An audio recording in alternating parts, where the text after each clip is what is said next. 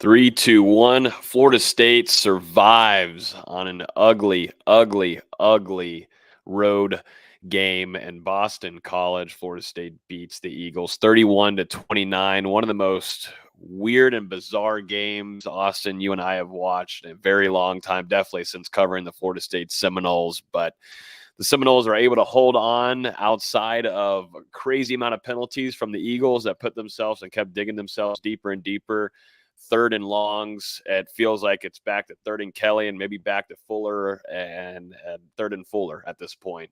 Just some horrific messes, multiple mistakes. Jordan Travis goes down with injury. Multiple guys go down.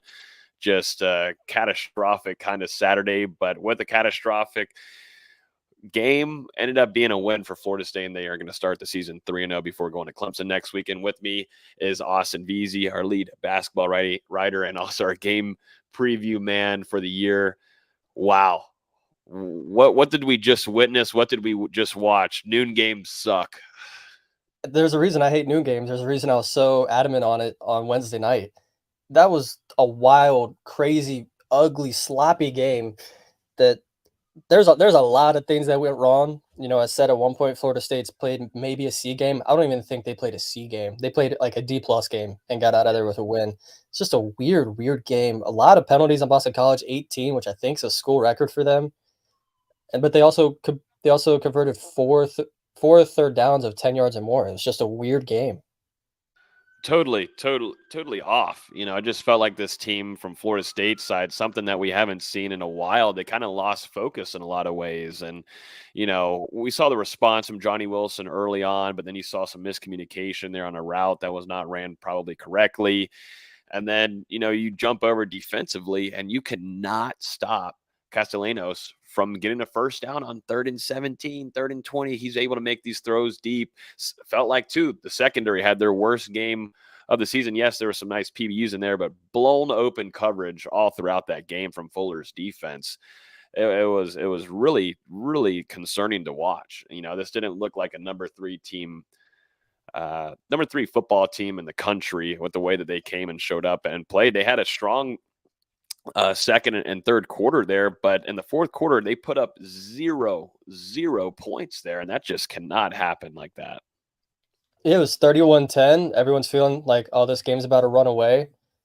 Boston College punts, Florida State punts, then Boston College goes down and scores. Then that squid onside kick that Trey Benson completely screwed up, that completely changed the tide of the game. Florida State's offense couldn't find a rhythm. Their running game didn't have any confidence, and Boston College had all the momentum. And from there on, it was just like, okay, hang on to your hats because it's about to get crazy. Yeah, 100%. And then looking too, we're going to kind of piece this together a little bit here, but the running back situation is really kind of alarming to me at this moment. I'm going to specifically point out Trey Benson. It's not the same Trey Benson from last year. I hate to tell everybody, but it's not. At least from 3 weeks in, I don't know if it's going to change like we saw last year for Benson, where it took 4 or so games for him to really get clicking and such. But you see his physicality; he's able to get off some of the defenders whenever the offensive line is blown up there. But other than that, whenever the hole is right there directly in front of him, he is not going right to it and extending the play. He is just kind of being a little bit too patient. Looks a little bit slow. I've been kind of it's been an underwhelming start for Benson. I understand the stat line. He got a lot of touchdowns against Southern Miss, but whenever Florida State was playing at least not a phenomenal team, this is a really not a great Boston College team. You could tell too, not as well disciplined, so many penalties. But specifically for Trey Benson, the best running back on the field today was Rodney Hill. For sure. Going back to Trey Benson, he had 14 carries for 68 yards and a touchdown. If you take away that one long run of 18 yards, there's 13 carries for 50 yards. It's not even 4 yards a pop, and he's too good of a running back to be below 4 yards a carry. Lawrence Toafili only had 24 yards, and that fumble in the fourth quarter was abysmal. I agree. Rodney Hill's the best running back in this room right now. He's playing with speed. He's playing with confidence. He's playing with power, which is something I personally didn't see from him. But he had a couple really powerful runs these last couple weeks, and he needs more carries going forward. I think he only had 3 carries for 12 yards in this, plus 2 catches. He needs to be seeing 10 to 15 touches, I think. He's too good not to. Yeah, he's understanding his assignment, and then he's going to hit his holes whenever those are open and not hesitating. That's something Benson has been struggling with throughout the season, and it showed right in front of our eyes today. That's something that Coach Yak, Florida State's running backs coach, they've got to sit down and figure out what's going on there, because that's not the same Trey Benson we saw last year in this offense. And they need Benson. They need Benson to extend drives, not just for like a third down, 3rd and 2, 3rd and 3, trying to convert there. This is a back that is a 3 down back, and he can play all throughout the game. And it's just when he's limited like that and he's not wanting to punch and hit that hole, it really hurts Florida State offensively. So that's something that I'm pretty concerned in going into next weekend when Florida State goes up and faces the Tigers, another noon game. We'll be there to cover that. Looking forward to it. But yeah, just leaving the running back room, not little concerning. Rodney Hill right now looks like RB1, just the way that he's playing the play style and going and taking the opportunities when they're there instead of just waiting and being a little bit too patient. I don't like seeing Trey Benson play like that. That's not the kind of back that he is, or should he play, because he's too big. He can't kind of sit back there. Maybe some smaller guys. I go back to Trayshawn Ward. He helped this offense a lot last year, and I think it's kind of showing now. The parts, definitely in this game specifically, you kind of miss Ward and what he was able to do to shake up and get the better progression down the field and extend plays. But yeah, they got to figure out something there. And then going outside of this, you look at Johnny Wilson. He's able to record 105 yards on the day. Jaheim Bell was able to score the touchdown there. Just getting no points though in the fourth quarter really hurt Florida State. And it's crazy because Boston College just continued to drive themselves into a deeper hole with all these penalties, man. And then doesn't matter though. Adam Fuller couldn't stop a third down worth a damn. Yeah, not even. I mean, just going back to the receivers real quick. Keon Coleman didn't even have a catch. He was targeted a Mm. couple times in the opening quarter, and then I don't think he was targeted again until maybe the fourth quarter. I'd have to go back and see if he even got targeted again. Um, it's like I said, it was a weird game. You have all this talent on the outside between Johnny Wilson, Gene Bell, Keon Coleman. It's 16 completions. One of them was to Preston Daniel, another was to Darian Williamson. 4 or 5 completions were to running backs. You got to get these receivers involved at some point. Mm-hmm. Keon Coleman's too good. Winston Wright has the talent. Dustin Hill's going to need to get involved at some point. We didn't see Deuce Spann at all today. Not saying he needs to be, but he's a good fast gadget player that needs to see the ball at least a couple times. And 18 penalties for Boston College, and they're in the game. I don't know what was going on with the play calling. I said it on that last third down where Florida State just threw a jump ball on 3rd and 4. I'm like, what's the play call here? And they've been doing that all season. I haven't liked it, and it finally came back to bite them. It was a weird game. I know I got off track from what you said, but just a No. weird play calling game on both sides. Yeah, no, it was. And I don't know if they're limiting themselves in some regards before next weekend. I just don't think you can do that. Definitely when you're jumping into ACC play as much. I understand you've got a massive game and ACC championship implications on it whenever Florida State goes and gets to Death Valley next weekend. But still, when you're put in this kind of position, Jordan Travis was dealing. And then once again, though, there's these easy routes. There's wide open guys in the flats that he just does not want to get the ball to. You don't need to press it or throw the ball deep. There are guys that are open for easy first downs. And that's something I complained about last week on the show on Wednesday night, was that Jordan, just take the easy things, man. Not Yep. everything has to be exuberant. Like, it doesn't have to be vibrant. Just get the first down, man. There's nothing that you need to do to complicate yourself more in this offense whenever it's built around getting these guys open for you and making these easy gains. And I don't know, that just seemed off. And that flag there, Morlock, they were able to have a really nice play there to grab that first down. But Keon Coleman gets called for a PI there, is blocking before the catch is made. So that hurts them a ton. And it's just little things here and there that we're not really crazy used to seeing. You go back to just week 1 though against LSU, that wasn't happening. I just think, I don't know, road game, all in their heads type of deal. Just didn't feel like they were all in, dialed in for this one. It felt like. Maybe looking ahead to Clemson. To your point about Travis making the big play, that play he got hurt on, there's zero reason for him to take that hit. There's zero chance he was getting that first down. He should have just scooted out of bounds, take what you can get, punt it away. Instead, he tries to do a little too much, gets tackled kind of awkwardly and lands with his shoulder extended. And, now everyone's nervous for all of halftime. He did it again late in the third quarter, I want to say, where he just trucks a guy going out of bounds. Like, just go out of bounds, man. Like, save yourself. You're too important of a player to be making these kind of risks on the football field when they're not needed.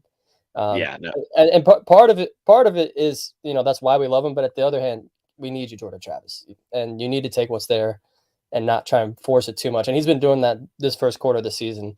Hopefully it gets fixed going forward in this Clemson game where they can clean up these little things. They could take what they're given against Clemson's defense.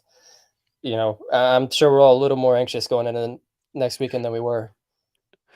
yeah, maybe just a tad, maybe just a small little bit more, a little concerned about going up to Death Valley and this kind of, I mean, this atmosphere. It's Boston College. I know everybody's trying to say this is a hostile environment. It's Boston No, College, noon game. I understand red bandana, but I mean, I was hearing the word chant right off the bat. A lot of FSU fans in attendance for it. It's going to be a whole 180. That's hostile for you now. Woo! Get ready for a week from now when Florida State's going to face Clemson. You know, just going through some of the things in here as well. The busted coverages, Shaheem Brown not picking up his guy and pressing, trying to pull up and to the middle of the field and losing his guy wide open. That was kind of a theme all throughout the day. Kevin Knowles, he almost had the interception, probably would have taken it back for 6. That was a nice play, but still a lot of missed opportunity. That's something Kevin Knowles has kind of been slacking on throughout his career at Florida State, is when there's opportunities to get the sack, it's a missed tackle, man. There's just these little things in here that hurt you. And Akeem Dent being out, I think it was pretty significant too for Florida State, but still, nonetheless, yep. Kevin Knowles has been in this system. Shaheem Brown has been in this system. Coach Surtain been giving him a lot of praise, but this was not a great game from the secondary overall. No, and I'm very intrigued to go back and look at some of those busted coverages, especially early in the game, where they're just getting wide open passes in the middle of the field. And I'm curious, was that on the safeties or is that on the linebackers from sucking up too much into Loach and Bethune and Lund? They're playing too close to the line. I'm really curious to see what comes of that. You're facing a very talented quarterback next week in Kate Klubnik, and if Castellanos can do it, who do credit, he was very good today. 300 Yep. passing yards, and I know he ended up with 95 rushing yards. But if you take out that sack towards the end, he had, I think, close to 120 rushing yards. He was very good today, very dynamic athlete. But it's also his third college football game. He shouldn't be doing this to a team that's this talented as Florida State's defense is. No. And I'll be honest with you, it was tough to see Florida State's defensive line. It took literally Yeah, about a quarter or two for them to get going. That should not be the case whatsoever. You've got 4, 5 caliber starters there in your interior. You've got defensive ends. You've got Jared Verse. But primarily looking on the interior there, Florida State could not bring pressure to Boston College and Castellanos. They just couldn't. I was I feel like tweeting about it. some of it was purposeful. I feel like especially late in the game, you could see Verse and Peyton were kind of playing out, trying to keep him in the pocket. But at that point, it's too little, too late. He'd been in such a Yeah. groove that whole game. Like if you're gonna make such an emphasis on containing him in the pocket, that's got to be from the beginning. It can't be late in the fourth quarter when he's already in his groove. It was a weird pressure game, though. Correct me if I'm wrong. I think only Renardo Green and then whichever linebacker had the sack at the end were the only 2 sacks. I may be wrong, but Mhm. Um,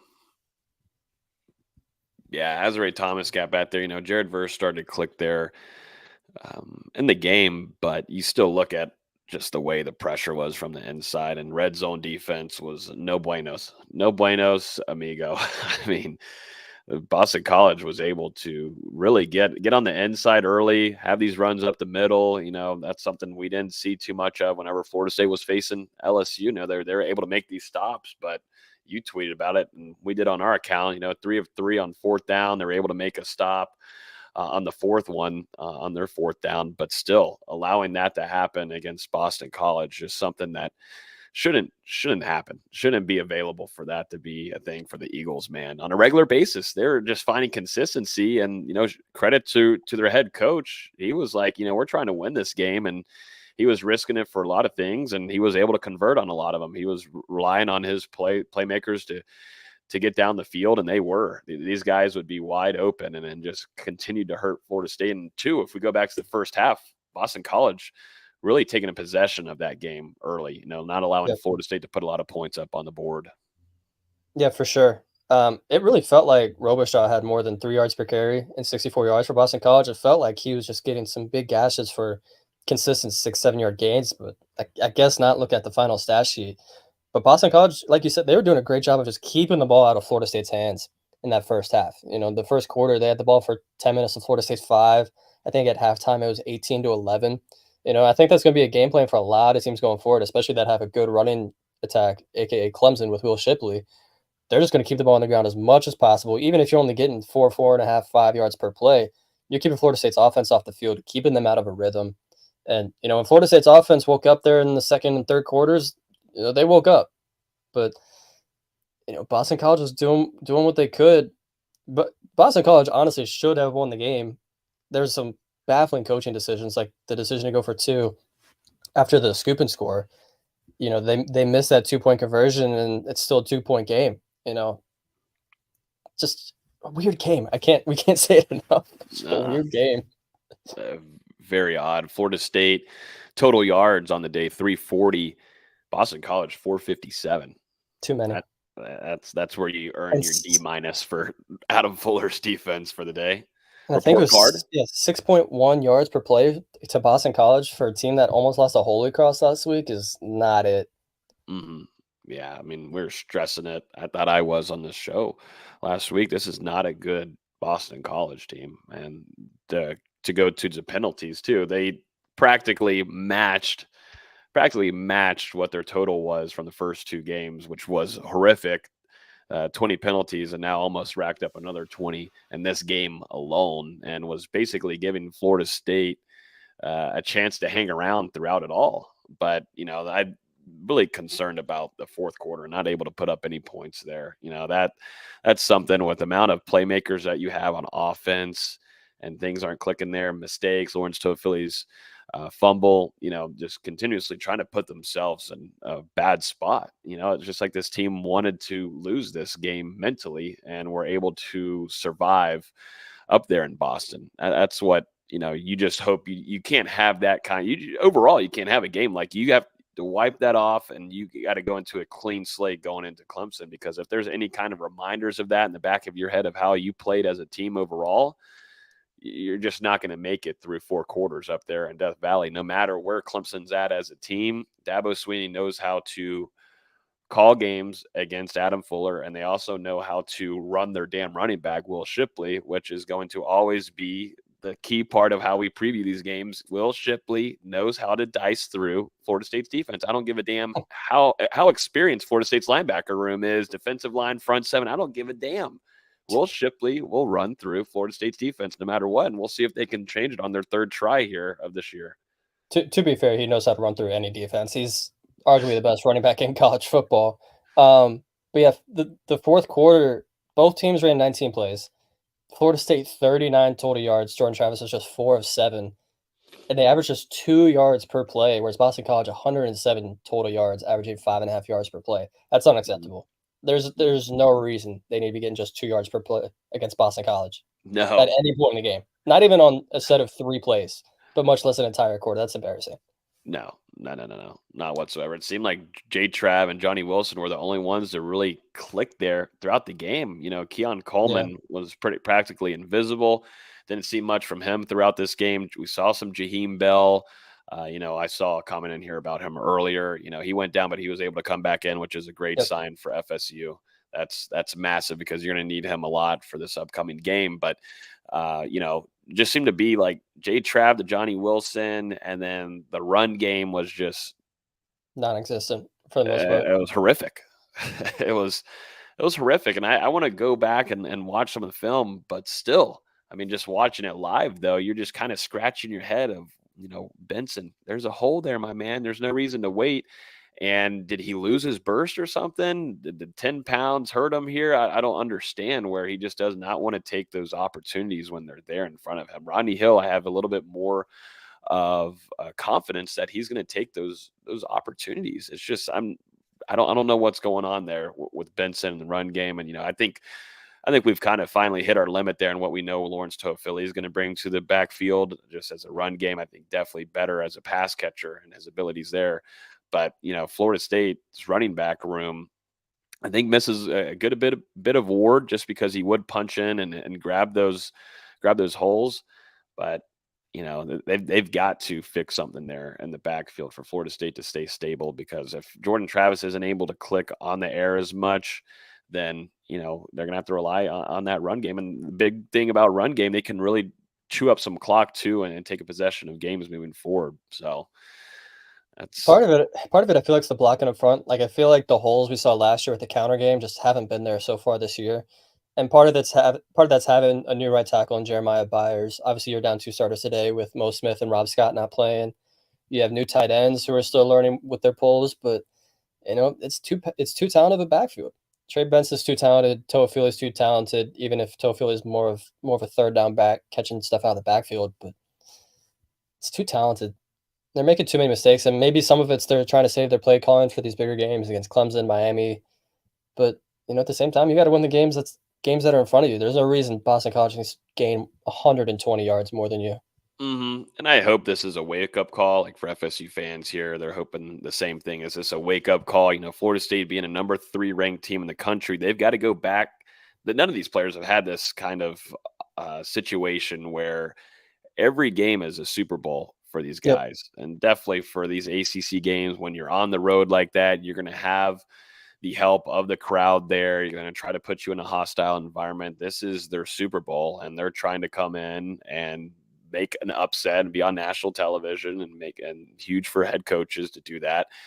This is now where Florida State and Mike Norvell, they've got to sit down and say, hey, these are going to be massive games for you. We know you can show up, you can face off against LSU, you can face off against these good teams, but you've also got to understand there's going to be things on film that we watch and prepare for teams that there's going to be maybe 180s from how these teams come in and build up schemes against you offensively and defensively that are going to be different than what you've seen in the past weeks on film. So that's something that this team overall has to get adjusted to, and not just adjust to. You got to adjust to it quickly. There's no time to just kind of lollygag a little bit, because you will slip up and you will get upset on national television by a team that should not beat you on paper.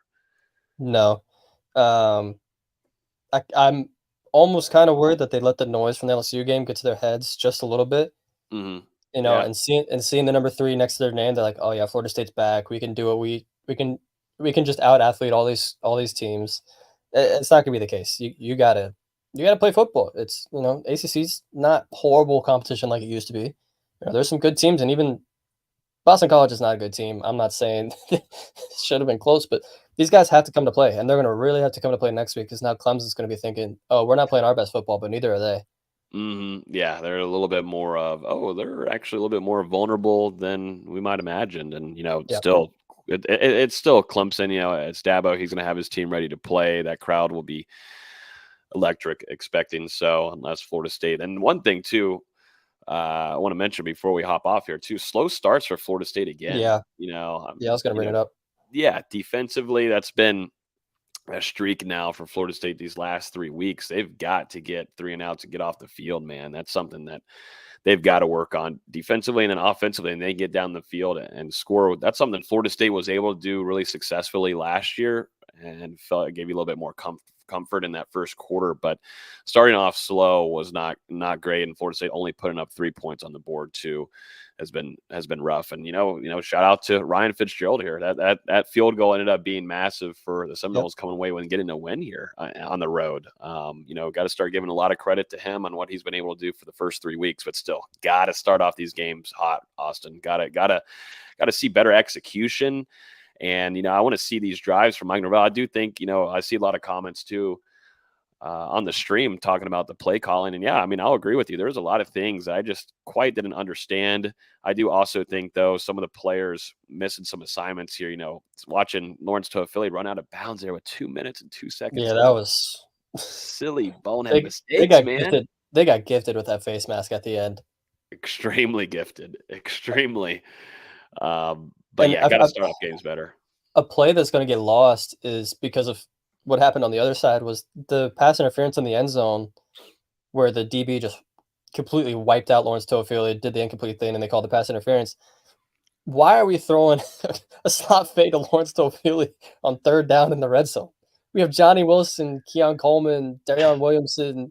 We have so many tall receivers. We're like, yes, let's throw a slot fade to That's our what. backup running back. Like, Well, I know there's that's what. so many calls where I'm like, what is this play calling? Yeah, I don't know if he's testing things and just seeing the ability of some of his players, but still, when it's this type of game and you need points on the board, utilize your big men.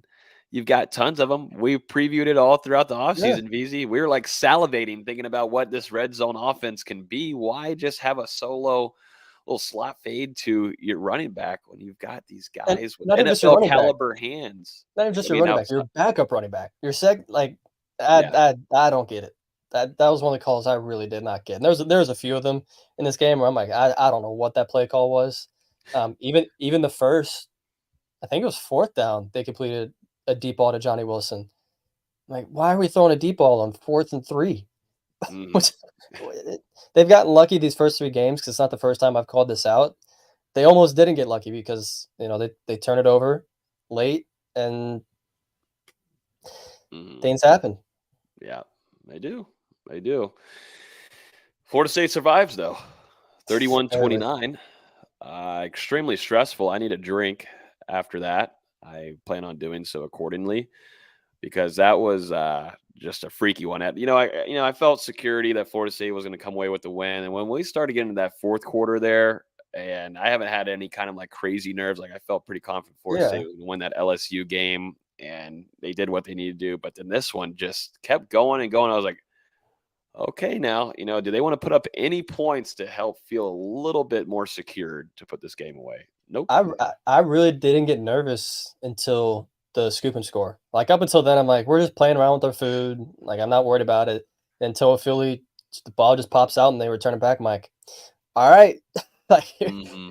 here it goes. Woo. Oh, Also how about hold up now. I had like a spike. I want to check my heartbeat when Keon Coleman almost was muffed and the ball went out of Uh, bounds I even on the I even punt. said before that, I'm like, "Don't mess up this punt, please." And then he gets too close to the ball. I wouldn't even call it a muff. He just got too close to it and took a bad bounce right into his leg. If you're not gonna catch it, just get away from the football. Got to get out of the way. You got to, but still, you've got to take that ball in, man. That should be already talked about on the sideline before going Yeah, out there and fielding the punt. and You've got to field the punt. that's part of having a new punt returner back there. This is his Mhm. 3rd game ever returning punts, and I think Boston College only punted twice in this game, so it's not like he had a ton of practice with it. I do wanna give a shout out to Boston College DB Elijah Jones. He played a heck of a game, number 1. He was smothering Mhm. Keon Coleman most of that game. I think he was the one that forced that fumble on Toafili. He played a pretty solid game. I gotta give credit to him too. Mhm. Yeah, no. Him, Castellanos, that kid's a playmaker, and he was trying to keep this game going for Boston College. So big games there, and then shout out to on FSU side for DJ Lundy there grabbing his Yeah. first career interception, and also Lundy package always usually delivers and punch it in for a 1 yard touchdown. But yeah, Lundy having a big game there. Tatum Bethune, kind of got dinged up there. We'll have to hopefully get an update there from Mike Norvell on him. You don't want to lose Tatum whatsoever, but there's some guys that ha- they showed up when they really needed to, and that's something that you like out of this team. But overall, it's glazed with ugliness, man. Yeah, Lundy played a hell of a game. Yeah, We'd have to he's go had a back and great find it. year. He's He had a great has. year. He has. I tried to find it, but there's not like a great play index in for college football stats right now. I'm very curious if there's someone that's ever had a rushing touchdown and an interception in the Hmm. same game, and I'm sure if there's a short list. Hmm. Yeah, yeah. So that shout out to those guys, and then also Ryan Fitzgerald there, getting that Quietly been field very goal in the good. first quarter. He's quietly been very solid this year. Granted, I don't think he's had a field goal longer than 35 yards, but Hmm. he's doing what needs to be done, and we saw it in this game where a missed extra point for Boston College cost them this game. Yeah, going back to last year, man, Ryan Fitzgerald loses a couple of those field goals that puts them in a terrible spot, and they end up losing games. So just to see him respond and go into this year and build some consistency, he's going to be pressured here later on into some games, I'm sure, For sure. where he's going to have to come up clutch and make some of those shots. But just to see him build some confidence there, I think it's just the biggest thing for any kicker, but specifically him. And been happy to see him do his thing. So. Yeah, Florida State survives. I mean, we had sweaty palms during that. Everybody probably got close to having a few strokes here and there, but it is what it is. Like we were talking about earlier, when you're the number 3 ranked team in the country, you're gonna get tested like this, and this is their Super Bowl. And that's something this team as maturity continues. Locker room, this is something that they've got to adjust to, and they've got to adjust to it quickly because it's going to be an interesting and fun one, hopefully, when we get up there in Death Valley next Saturday for a noon kick. For sure. And which Florida State played, B+ game against LSU, then a B game against Southern Miss, and in this game, like C-, D+. But you're 3-0, and that's what matters. And if Florida State ever comes around with that A game, they're one of the best teams in the country. But they've really got to show that. They really haven't showed that so far this season. They've showed it at times, but they need to show it for a full 4 quarters. Yep, they do. Well, I think that's going to wrap up our instant reaction. We'll be back here live on Wednesday evening at 7 p.m. as we preview Florida State versus Clemson. Looking forward to that. We will have an expert on Clemson's side come on here and give us the rundown on what he thinks the Tigers and Dabo Swinney are going to be bringing on Saturday afternoon. As always, you can listen to this podcast on iTunes, Google Play, Spotify. If you're on YouTube right now, as much as you probably don't want to, but smack the like button. Florida State comes away with the win to start off the season 3-0. Appreciate everybody hanging out with us, and we will talk to you guys next Wednesday at 7 p.m. Peace.